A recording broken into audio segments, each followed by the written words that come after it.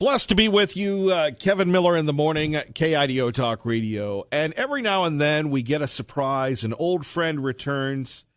Thanks to the brilliance of the booking of Ray Amaya, we're joined by Congressman, at the time serving the 7th District of the state of Georgia from 95 to 2003, the chairman of Liberty Guard, a nonprofit and nonpartisan organization dedicated to protecting individual liberty.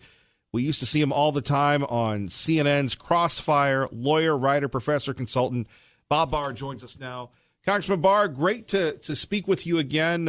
You were such an influence on all of us so many years ago, and thank you for continuing the fight, sir.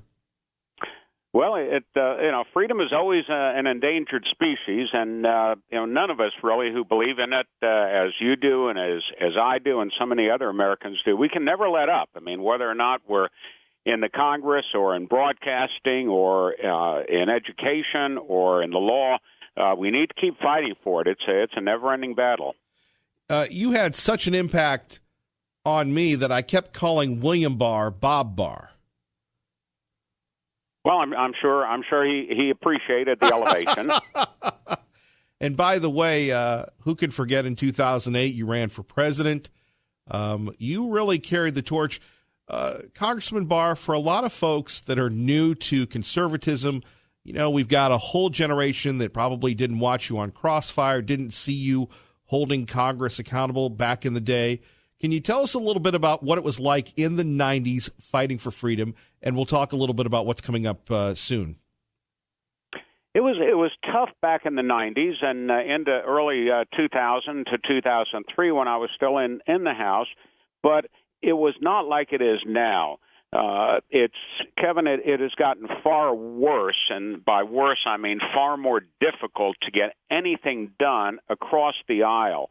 Back when I was in the House, there was, and I was a Republican, certainly, a conservative Republican, but there were a number, probably a couple of dozen when I was first up there, a couple of dozen of conservative Democrats, largely but not exclusively from the South.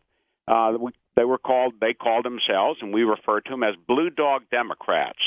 And they were, even though they were Democrats and believed in certain social spending issues with which we disagreed with them, they understood the basic need to limit government power and to uphold the rule of law.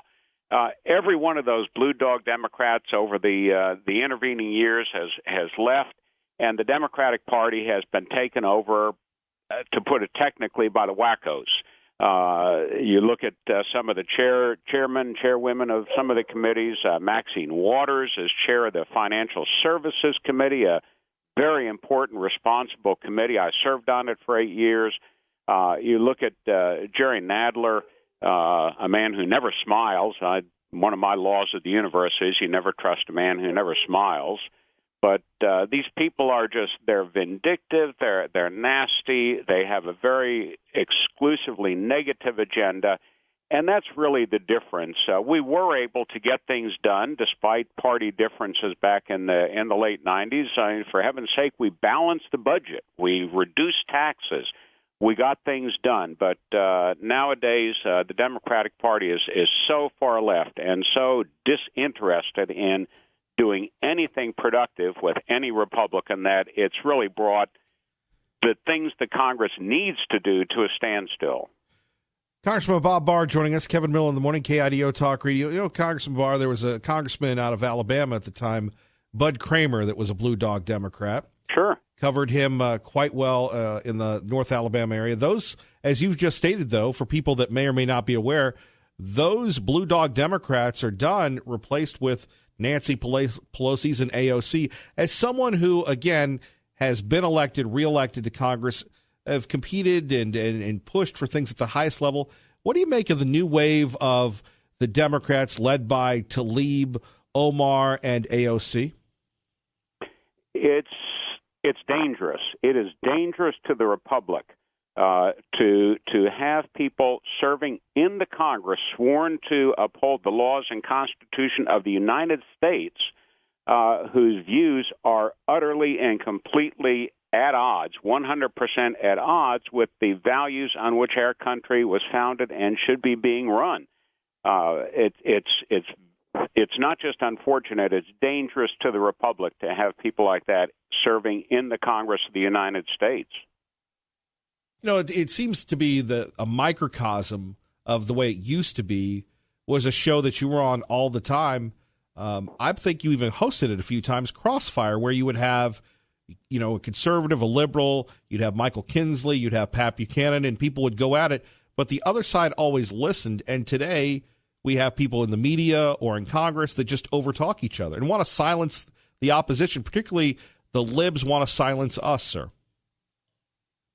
I always enjoyed Crossfire because even though we had some very, very heated debates on Crossfire, you're right. I mean, each side stated its case. There was argument, but it wasn't just the constant talking over each other and shouting louder.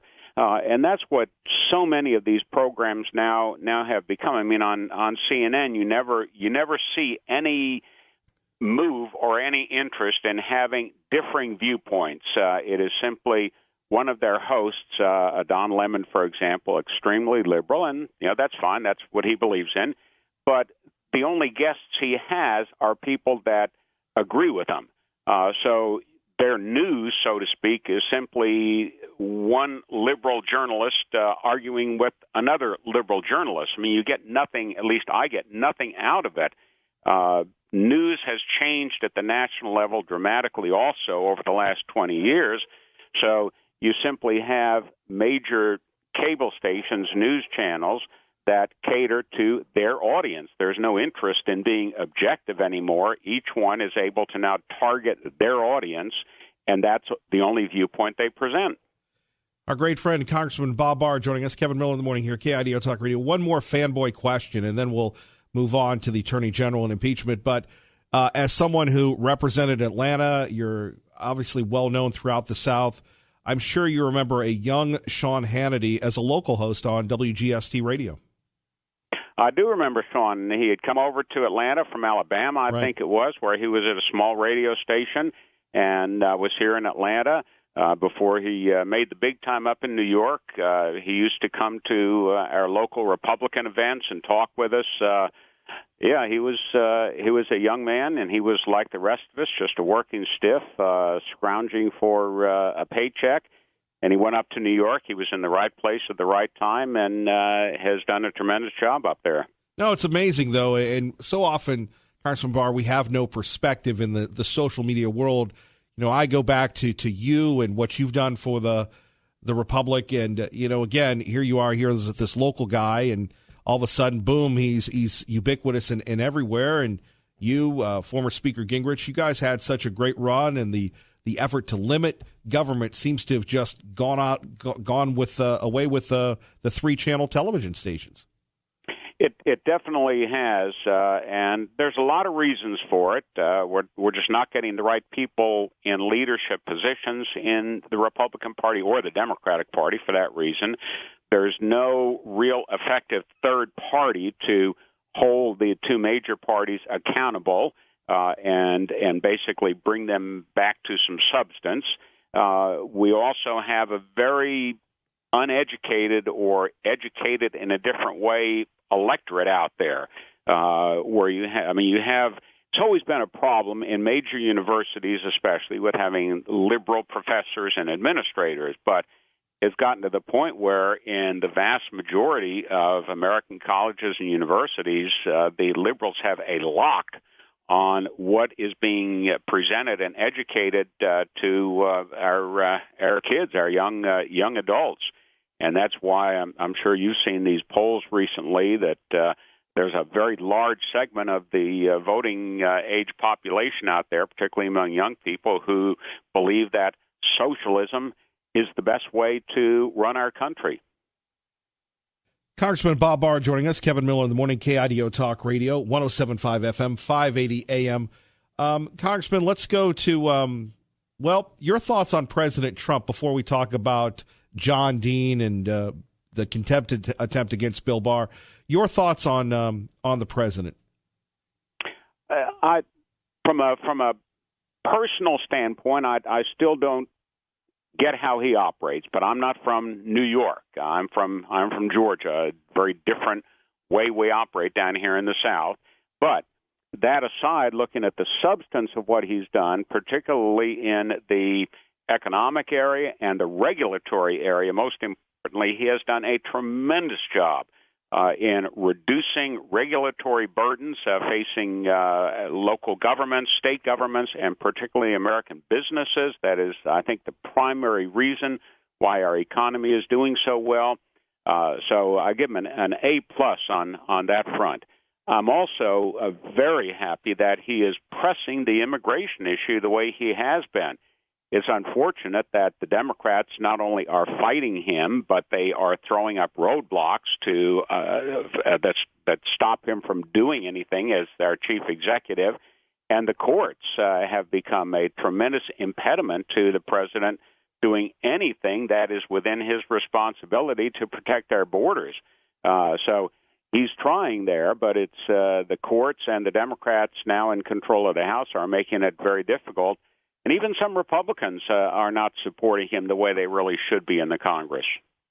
Congressman Barr with us, KIDO Talk Radio. What do you make of John Dean coming back? I thought it was bordering on absurd to have a convicted felon who proved himself utterly disloyal to a president that he served. The title of his book describes him blind ambition. He did time, and that's fine. I mean, I know people can rehabilitate themselves, but to present him as a legitimate, serious witness is absurd. I mean, he had nothing and has nothing that is relevant or substantive with regard to getting to the bottom of any of the problems, even those that the Democrats see with President Trump. I mean, it's just ludicrous, and it makes absolutely clear that the agenda for the Democrats in the House, particularly Jerry Nadler as chair of the Judiciary Committee, is 100% political. It's not substantive. It's not legal. It's simply politics. And finally, Congressman Barr, what do you make of the Mueller report? You're an attorney. You practice law at the highest levels. You were there for the impeachment. You were a prosecutor there of Bill Clinton. Not only was I there for the impeachment and studied it extensively, but I served for 4 years as the U.S. Attorney in Atlanta and prosecuted political cases in that corruption cases in that capacity. I was extremely unimpressed with the Mueller report. It was far too long. It could have been put together in about 10 or 12 pages. Basically saying we looked at collusion, we found none, and that's it. The problem is with not only the personality of Bob Mueller, and I wrote in my book on the impeachment a certain episode with him, but the problem is not only with Bob Mueller, who clearly had an agenda that was a personal political agenda that drove him, but the whole notion of having a special counsel whose charge is to go out and find a crime is just cries out for abuse. It's a very, very poor system, the way it was handled, and particularly putting him in charge of it. Congressman Barr, we appreciate you. Do you need any, you want people to get a hold of you? I know you're very busy, but we always appreciate having you back on. Kevin, thank you so much. Yeah, I mean, first of all, I love being out in Boise. I get out there every few years for something, a wonderful city. But if people would like to get in touch with me, I'm involved in a number of things. We run a law enforcement support group, the Law Enforcement Education Foundation, the LEEF. We have, as you mentioned in your kind introduction, a conservative group called Liberty Guard. Or people can just go to bobbarr.org, our website, and get a copy of my articles and speeches and schedule. Well, Congressman, A, we'd love to have you back, and B, we're rolling out the red carpet for you the next time you're here in Idaho. I'll look forward to it, and please do stay in touch, Kevin. Thank you so much. Thank you, sir. Take care. There we have it. Congressman Barr joining us, a legend who comes out to Idaho. Great news. Coming up next at 580-5436, 580-KIDO, more issues concerning traffic and Joe Biden versus Donald Trump. Is this the matchup that you want for 2020? 580-5436, 580-KIDO. Join the conversation next. Kevin Miller, KIDO Talk Radio. Kevin Miller in the morning, KIDO Talk Radio. By the way, the president saying his 2020 campaign launch is the hottest ticket of all his rallies. The president, in fact, is a little upset that he's trailing Joe Biden. Well, with all due respect to the president, of course they're going to say he's trailing Joe Biden. They're battling it out. Here's the president on his assessment of Joe. I think he's the weakest mentally. And I like running against people that are weak mentally. I think Joe is the weakest up here. Well, you know, as Bob Barr just told us recently on KIDO Talk Radio, people in the South, people in the West behave a little differently, but the president, he's got his own style.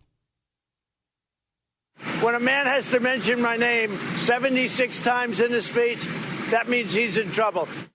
Is Joe Biden in trouble? Joe Biden responds, 4 years of Donald Trump will be viewed as an aberration in American history. 8 years will fundamentally change who we are as a nation and how we're viewed around the world. Sure.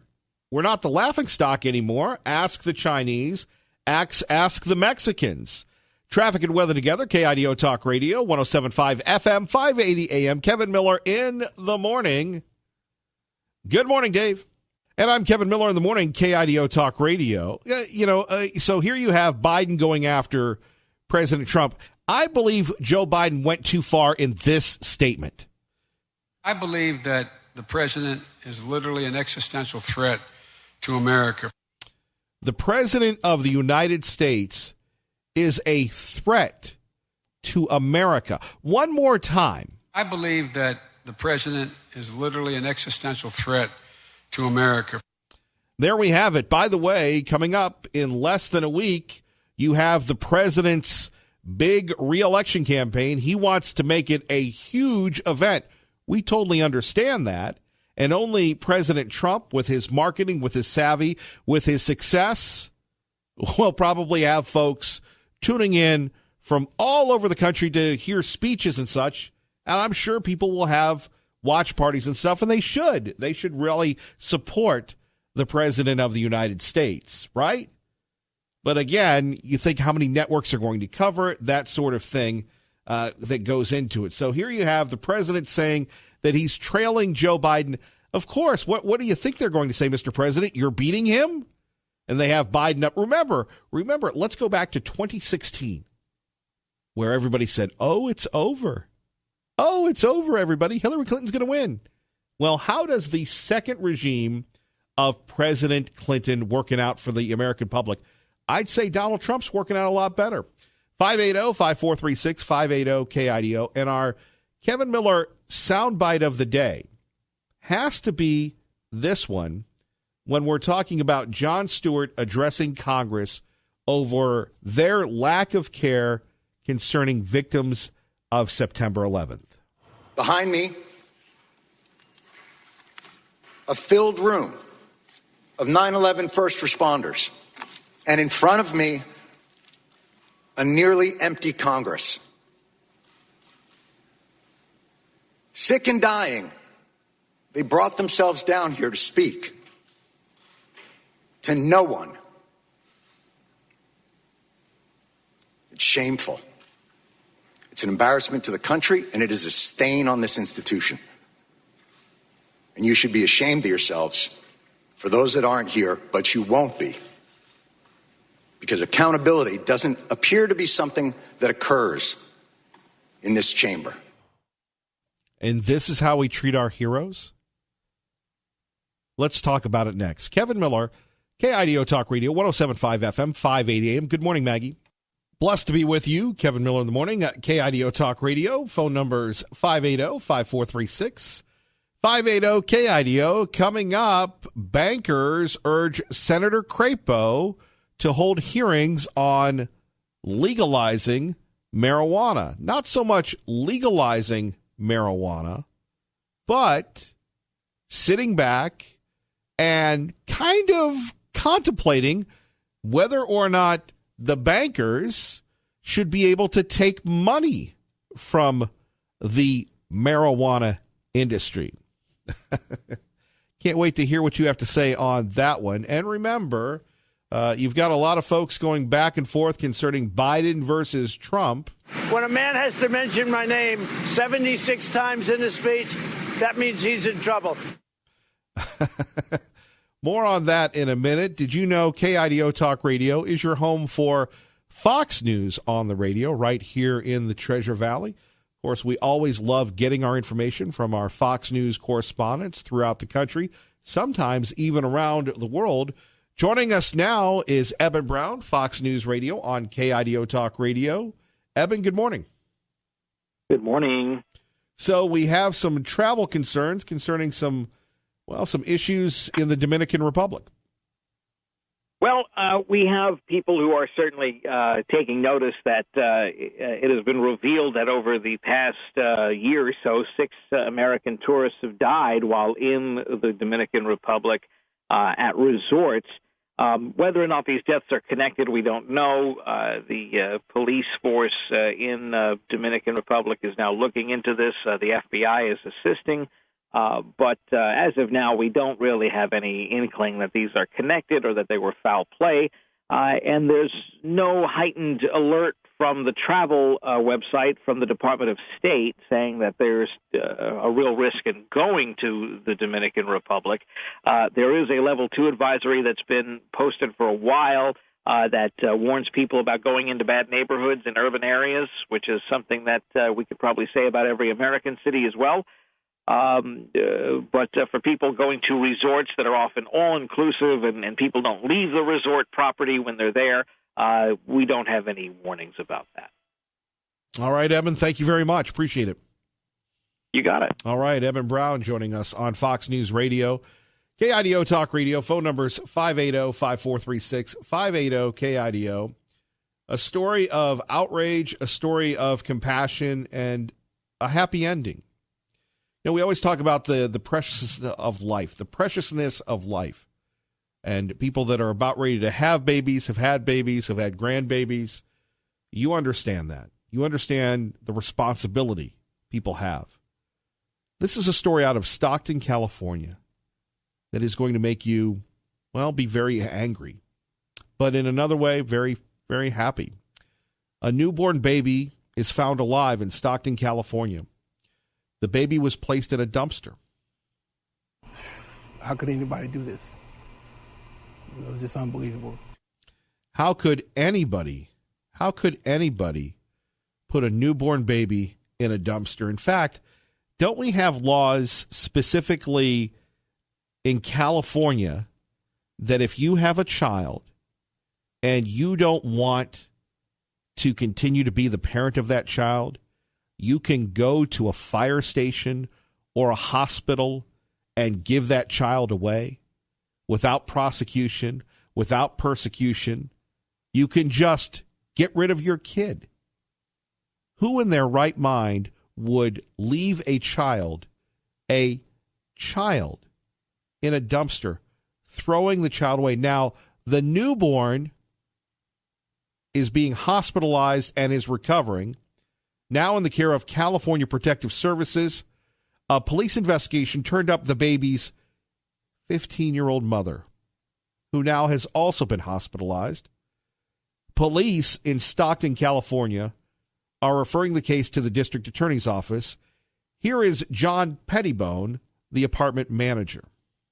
Tried to do anything that I could to help out the baby before the ambulance gets here. I just make sure that he's breathing and warm. Right. A baby is anything that should be thrown away. Here you have Stockton police officer Joe Silva. We had several Good Samaritans who we are calling heroes that made sure that child was safe. We'll give you the entire story coming up next with Tanya J. Powers. But at 580-5436, 580-KIDO, You know, to quote that Aerosmith song, something is wrong with the world today. Do we know what it is? Maybe. Have these tragedies happened in the past? Yes.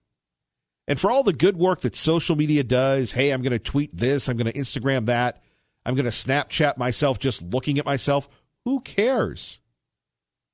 You know, social media can lead to the road of self-indulgence, self-centeredness. Now, there is some way that it can be used for good, but we're placing too much of a value on it at the expense of faith, of family, of freedom. Now, I hope that this 15-year-old mother, there's a reason why she did this, or did she do this? And obviously, at 15 years old, having a baby is tough. But to throw your kid away? Troy Cooper wasn't expecting to find a newborn baby boy wrapped in plastic inside a dumpster at his apartment complex in Stockton. How could anybody do this? You know, it's just unbelievable. The infant was still alive with the umbilical cord still attached. Cooper's been called a hero, a title he resists. I wouldn't call me a hero. It was just a parent helping a child. The baby's mother, a 15-year-old girl, was found and taken to a hospital. She is facing felony child abuse and endangerment charges. Police say if anyone is found to have helped dump the baby, they will also be charged. Tanya J. Powers, Fox News. You know the old term, throw the book at them. You have a 15-year-old mother being charged with abuse, endangerment. Where were the people there for her? That doesn't excuse her of the crimes that she's accused of. But where was the mama, the daddy, the grandmother, a neighbor, anybody saying, you're having a baby, let me take you to the hospital? No, we're not going to put the baby in a dumpster. Obviously, this 15-year-old teenager, little girl, needs some counseling. Needs a lot of counseling. And again, you're not going to hear this anywhere else. She needs our prayers. And it's refreshing in this world that we live in today that we had Good Samaritans / heroes find that little baby, keep that little baby alive, got that little baby health care, got that baby to the emergency folks, and now that little baby will have love. Right? On the other end of the spectrum here, we were telling you about nursing home abuses. You know, we first brought this to you last week. Here's Rachel Sutherland on KIDO Talk Radio. The Watchdog for Health and Human Services is releasing a report showing nursing facilities have failed to report thousands of serious cases of potential abuse and neglect as required by law. Auditors reviewed Medicare billing records and found 6,600 red flag episodes involving emergency room trips. Nursing homes that fail to report neglect and abuse can be slapped with hefty fines. The Centers for Medicare and Medicaid Services says it's stepping up supervision of nursing homes that care for frail patients. In Washington, Rachel Sutherland, Fox News. And on the other edge of the age spectrum, let's hope that they do, right? Let's hope that the report by Senators Toomey and Casey of Pennsylvania resonate. We asked Senator Crapo, we asked Congressman Fulcher about this. The story by Channel 7 following our lead that we first brought you last week on the story concerning issues involving nursing homes in Idaho. And people are going to say, well, you get what you pay for. That's not the case. You know, yesterday we had a young lady calling in saying, you need to watch the folks at these nursing homes as if they were your own family. And she's right. Look, we all have personal experiences, and as many of you have known, my mom, who listens to this program, contributes to this program, gearing up for another presidential run of Pat Miller, political correspondent. You know, we took care, she and my dad took care of my uncle, Mad Dog Miller. That was his name, Alan Mad Dog Miller. He had Alzheimer's. He was my friend. He was my uncle. Loved Uncle Al. And Uncle Al had Alzheimer's, and eventually Uncle Al couldn't take care of himself anymore. So my dad drove down, picked him up. My parents took care of Uncle Al as long as they could. Thankfully, Uncle Al was very prudent with his resources, and Uncle Al got to live in a home, one of the best homes in the state. But still, there were issues. Sometimes Uncle Al had a black eye. Sometimes people were wearing his clothes. And I can remember my parents being so frustrated about the treatment of Alan Miller. So when we think that, and look, there are some places that do a great job, but when you have this story, the Senate, Medicare, Medicaid, and everything else, do we just stand by and let old people be abused? You know, as a young lady who called into this program yesterday said, you need to treat those people in that place, if you're visiting someone else, as if they're your own grandfathers, mothers, sisters, that sort of thing. You know, and there are wonderful caregivers. What a gift from God to be a caregiver, to be a hospice worker. But on the other hand, at 580-5436, 580-KIDO, this is the problem, I suppose, of limited government. We can spend a ton of money on social programs or studying snails in Savannah, Georgia, and yet when it comes to preventing elder abuse, when it comes to preventing elder neglect, where are we? I understand we can't be all things to all people. But back to my issue, and this is why we thankfully embrace the faith-based community here. Because the prayers are needed. Prayers are needed for little babies in Stockton, California that are thrown in dumpsters. Prayers are needed for old people in nursing facilities in Caldwell, Idaho. And, you know, we live in a grip and grin structure. I have a young man here. He's one of my little boys. And his name is the Tiger. And Tiger and I were talking, and he goes, you know, Tiger's a journalist. And I said to the Tiger, I go, look, Tiger, you're talking about creating a souffle, a masterpiece. And he said to me, he goes, you know, the world we live in is, I'll take a number 4. You know, great pieces of literature, great pieces of journalism, investigative pieces. And to my mom who's listening right now, I'm sorry I'm making you cry. But you live this, and it resonates with many people that have folks in these facilities. And what can you do? Can you complain? Sure, but what happens when you leave? Does the patient suffer? You know, you talk about the opioid crisis in America. How about this? 2 senators from one of the most influential states with Medicare and Medicaid investigate these homes, and really nothing happens.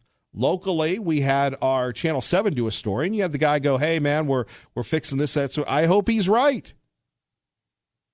You know, how does it end for all of us? Maybe some people will be around a warm, loving family, and that's a storybook way to go out. Others will be alone. You know, where is the concern? 580-5436, 580-KIDO. Max in Garden City. Hang on, you're next. Kevin Miller, KIDO Talk Radio. Kevin Miller in the morning, KIDO Talk Radio. Elder abuse, elder neglect. What is next? And is there anything we can do about it, or are we just going to yap about it on the radio? Max in Garden City, good morning. Good morning. You know, this elder abuse it's really intriguing because you see far more of it in the United States and in Europe than you do in your Asian countries. In the U.S., it really is epidemic. The CDC recognizes this as what they call a growing problem of national concern. Again, my experience is largely in China, working in the ER, and it was so rare to find elder abuse. That's not something you look for. But when it does happen, we need to take a page out of their book. In America, we have invented so many protected classes of people. If you're LGBTQ or if you're African American or whatever, they say, look, you hurt these people, it's a hate crime. Well, I'm not in favor of the idea of hate crimes. That's all garbage. But I think that there should be specially elevated punishments for those who abuse the elderly and the extremely small. These are the most important people in our world. The middle ones are refreshing the population, and the older ones gave us everything we have today. I can't even fathom abusing an older person. If you're so frustrated and fed up with your job, quit. You can probably get a job mopping floors somewhere in a fast food restaurant. But the old people are the foundation of our society. They built us. They're the reason we're here. Can you think of anything more horrible than abusing an old person, maybe a woman with Alzheimer's? Agreed. A woman or a man? Takes a real man to beat up an old person. Yeah. You know what? There are so many cowards. I don't know how you're going to keep them out of the homes, but I will say this. We have too many old folks' homes. And what do I mean by that? I mean that our society is all too quick, as you said, throw a baby in a dumpster, yeah, and throw the old person in a home. There are too many cases where you could keep this elderly gentleman or woman in the family, but you don't. Because if you put your father or mother in an old folks' home in China, everybody you know is going to shun you. People will turn their back. It's a case of, how dare you? But the Oriental people have a very highly elevated respect for the aged. They revere the old. In America, we laugh at them. We make jokes about them. We abuse them. What is wrong with you, America? What is your problem? You self-centered pigs. We really have to turn this around. I get a little emotional, but I don't know. I'm fast approaching that age. Aren't we all, Max? God bless. Traffic and weather together, KIDO Talk Radio. Good morning, Dave. And let's go to Chris in Boise with Kevin Miller on KIDO Talk Radio. Good morning, Chris. Morning, Kevin. Two things, actually. You were talking the other day about the homosexual incident in Boise back in the 50s. They were called the Boys of Boise, and I'll never forget the headlines. It was a pretty great time for Boise, and the reporting and the results, and it went, of course, to the highest echelons. Is it okay to mention the name of a facility, adult care facility, or do I dare? I'd rather you not, but... Okay. I won't. I will say this. Mountain Home. There is a sister facility of an adult care Mountain Home facility here in Garden City, and it's an excellent facility. The one in the one in Mountain Home, I have a sister-in-law there, and she has developed some Alzheimer's and so forth, and no longer able to ring the bell for help. And she developed bed sores, and rather than tending to those, turning her, taking a look at her physical condition, they just let her sit until she ended up in the hospital in Mountain Home. I was amazed because I thought that the facility, based on what I know of this one here, the reputation would be equal, but obviously it's not. And it's very, very sad. You're right, Chris. God bless.